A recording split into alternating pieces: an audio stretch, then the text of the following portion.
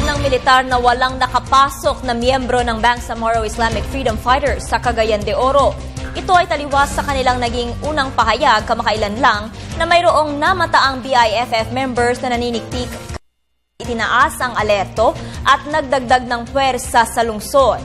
Ayon kay Philippine Army 4th Infantry Division spokesperson Captain Christian Uy, hindi pa nakalalabas ang mga BIFF members sa Maguindanao batay sa huling ulat ng 6th Infantry Division.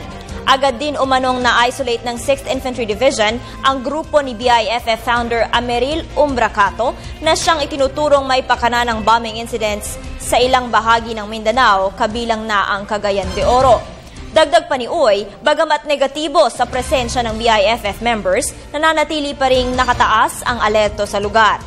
Samantala nilinaw ni Lanao del Norte Provincial Director Senior Superintendent Madid Paitaw na walang presensya ng BIFF sa kanilang lalawigan.